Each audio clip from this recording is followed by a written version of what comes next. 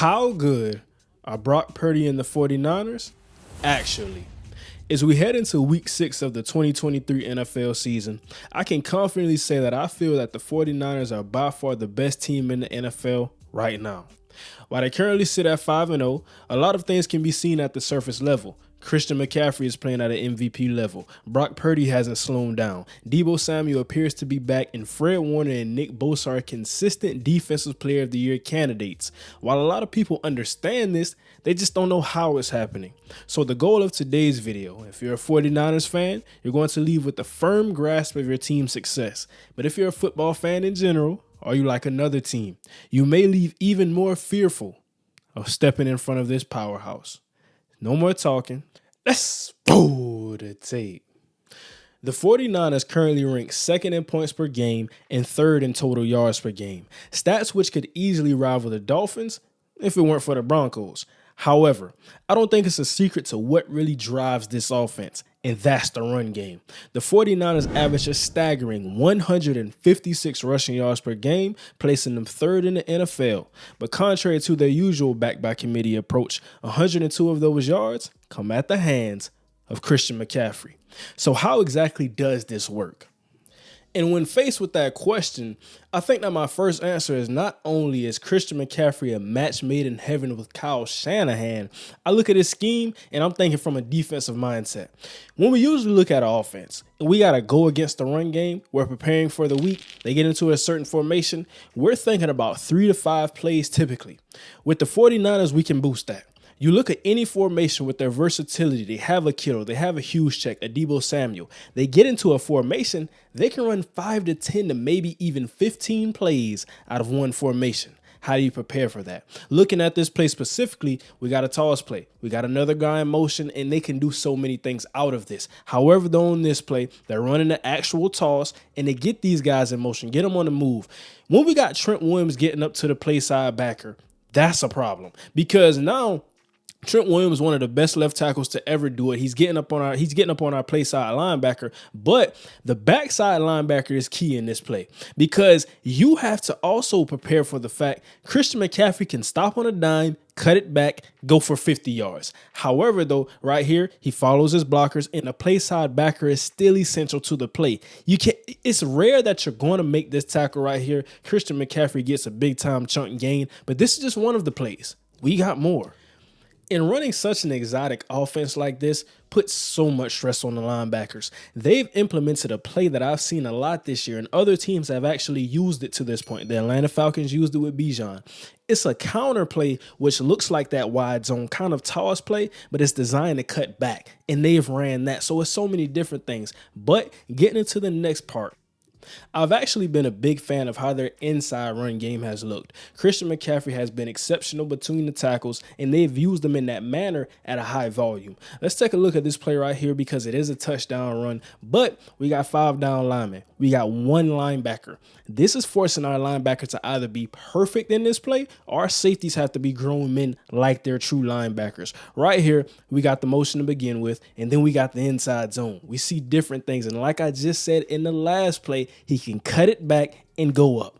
This is what we mean when we say a guy like Christian McCaffrey is match made in heaven for this offense because their zone schemes are based off of reads. Not only does he have the intelligence, but he has the athleticism and the God-given ability to match his mindset. Understanding what we're seeing right here, we see the penetration, we understand where the cutback alley is, we're getting through that. Now we're in the second level, we're breaking tackles, getting these guys off, contact balance, all of the above. That is what he brings to this offense when he's in the run game, and it's scary.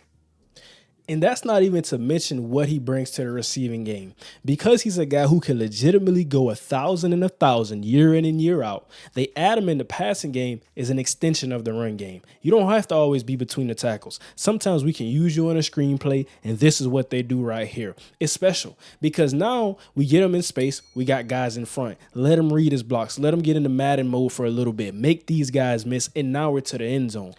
But it would be one thing if Christian McCaffrey was just this guy. Okay, you get him tired. Okay, you beat him down a little bit. You get some tackles, hit him physically. All of these things to slow him down, and you win the game.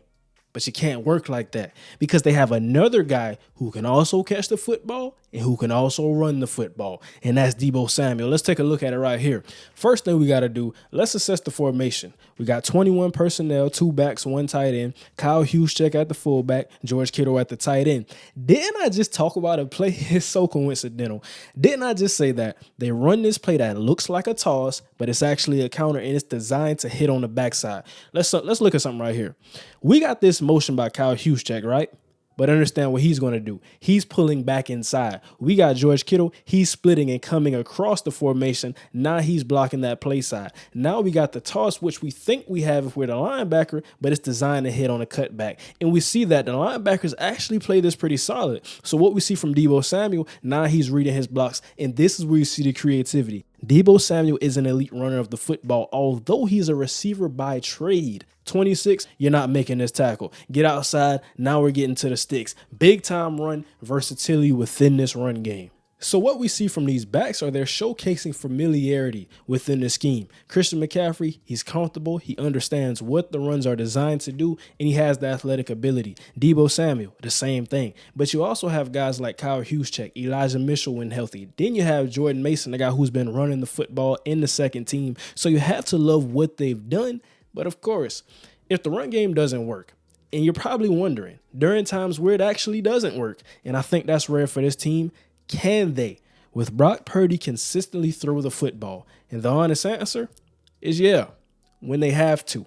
The San Francisco 49ers rank 32nd in pass attempts per game, only 27 passing attempts per game, but coincidentally, they're 8th in passing yards per game at 246 and 2nd in passing yards per attempt.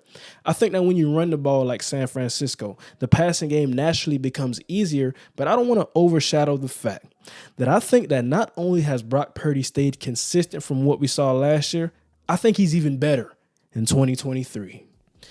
Now this play here, my absolute favorite passing play that I charted in the film process. I'm going to say something without saying it. 2 things can be true. You can play like an elite quarterback and you can have elite quarterback traits. I think some people get the traits part mixed in between what we define as an elite quarterback in itself. So I'm going to let you do with that information as you please based on this film that you're watching. Do you think Brock Purdy is elite? Let me know in the comments, but let's take a look at this play. First thing I want to say is let's focus on the left side of the field. I think that on the right side of the field, we could talk about that later on, but they really tried to bracket George Kittle. So we see Malik Hooker. He's focused on that right side with the trips formation.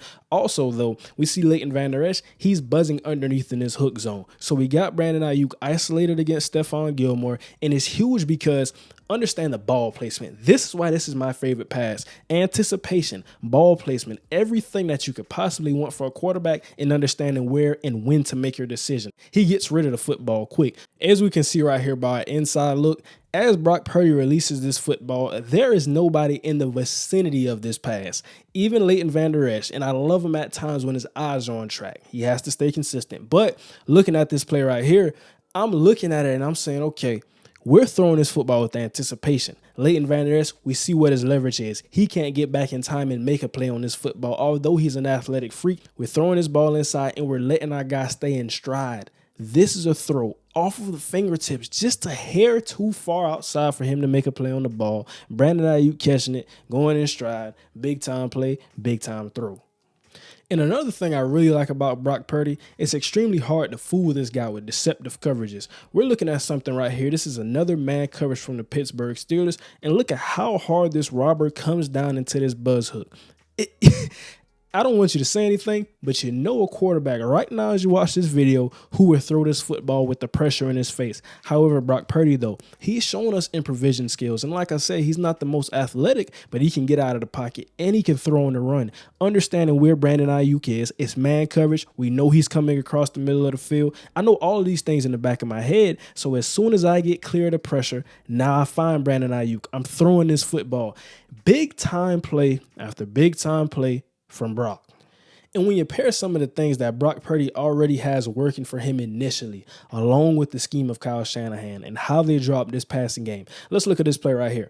Understanding, like I said, they were trying to bracket George Kittle. He goes deep. Okay, I'm the safety. I got him. He comes underneath. Okay, I'm the linebacker. I take him on the shallow cross. Those types of routes. However, though, what position does that put my safety in? Now he's flat-footed and he's trying to read and understand what I'm doing. I can run this corner route and be wide open. I can run the post or the dig and be wide open. Brock Purdy, understand, be on that same level with me, clear the pressure from DeMarcus Lawrence. Now I'm getting out the pocket. Boom, I'm wide open. Kittle, hit me. Touchdown, those types of things. Looking at the next play right here, it's more of the same that we're entailing. Understanding that we're getting a cover 2 look from Dan Quinn, the 49ers and Brock Purdy say, okay, that's fine. We're sending our number 2 receiver up the seam because we know that you're in that Tampa 2 look and Leighton Vander Esch has to run the pole. Now he's running the pole, but also we got this corner in the flat. We got this safety over here in the deep half. So now what does this leave wide open? The pole has already been vacated. We send our number 1 receiver in the middle of the field. It's wide open. I'm telling you, Kyle Shanahan, along with Brock Purdy, these guys can call it up,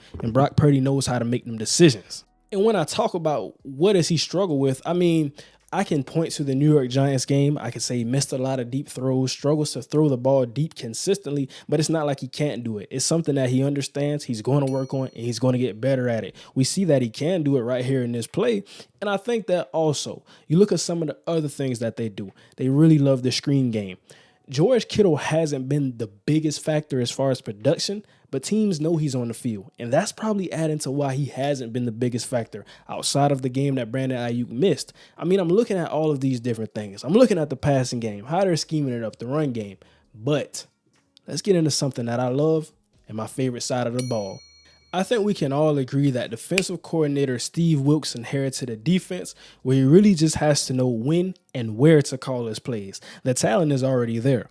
Despite ranking only 19th in total sacks, currently 2.6 per game, the 49ers still rank 3rd in all of total defense, allowing only 267 yards a game. But one thing we all got to know, only 64 of those 267 coming on the ground, is the 49ers rank 2nd in opponent rush yards per game. The defense flies to the football, and it's led by who I've consistently called the best linebacker in all of football. And we're going to start it off with this play. Fred Warner, absolutely exceptional. Understanding that I'm really the mic right here. I got Ufunga to my right. I got Greenlaw to my left. I got Ford down in front of me, and I can play downhill. I'm not getting lateral when I get this power play by my pulling guard. Now, all I got to do is shed a block, but I'm making a guy miss. And this is what I like, because when he goes against certain matchups, and this is a tackle right here, I'm understanding, okay, I may not win this matchup with pure physicality, but if I can dip through that block, I'm more athletic than this huge tackle in front of me. Now it's me and the ball carrier. That's all we got in front of me. Fundamentally sound from this entire defense, but it starts with Fred Warner, and it ends with the rest of the big-time players.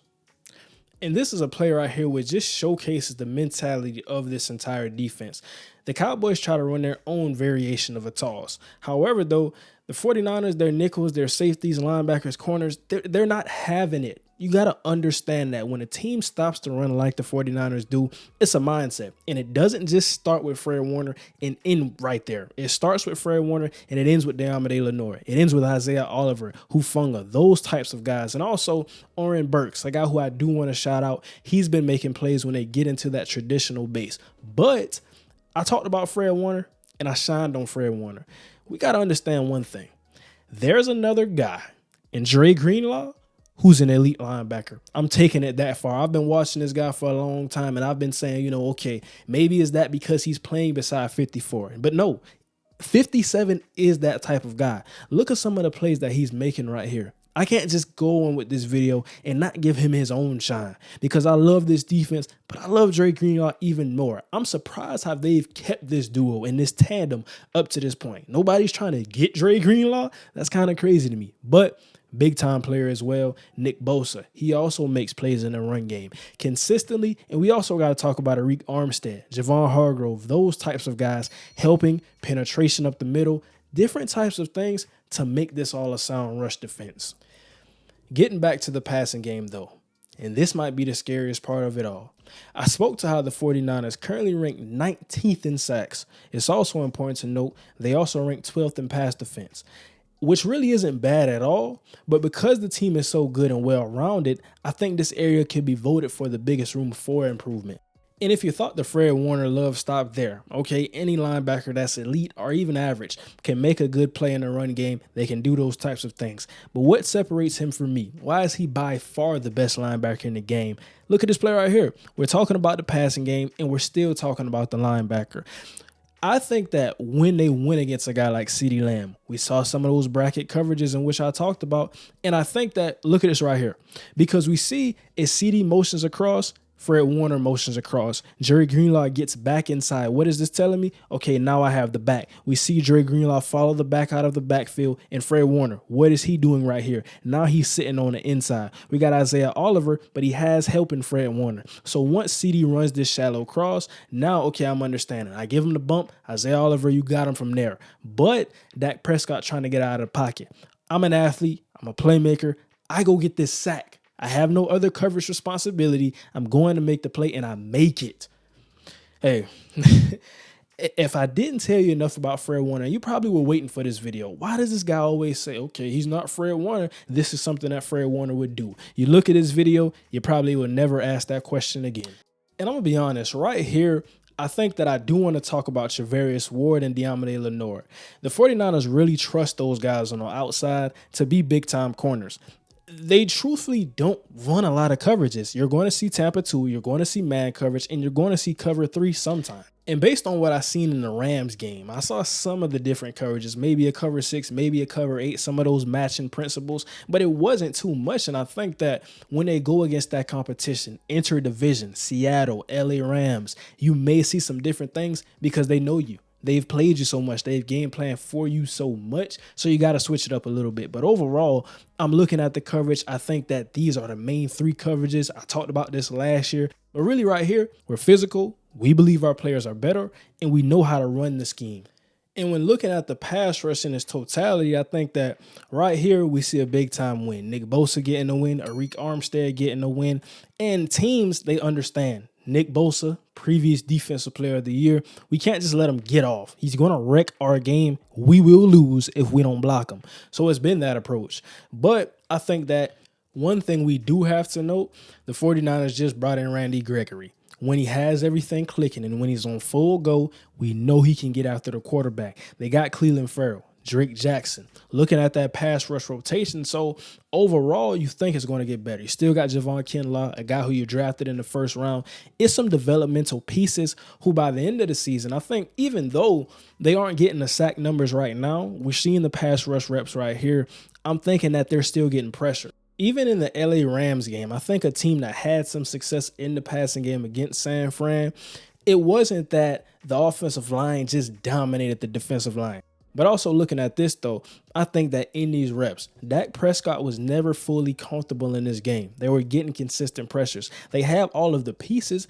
And even that we're talking about this right now, getting these sack numbers up with all of the pass rush that you have, I think to still be 12th in pass defense in this aspect, that's really good. So you wonder where this is a team top 5 in rush defense. If they continue to develop and get these sacks in the passing game, where could the pass defense be?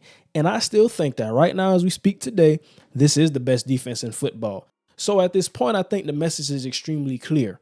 A lot of people talk about how good the 49ers are, but I think this deep dive can show you that they're even better than what you were probably thinking. I believe the 49ers are the best team in the NFL right now. And as I've said before, the only reason that this will change is if they play themselves out of that title. But that's not to say they don't have any competition either. We'll check back in a couple weeks, and at that time, we'll talk about the team who's the biggest threat to this powerhouse.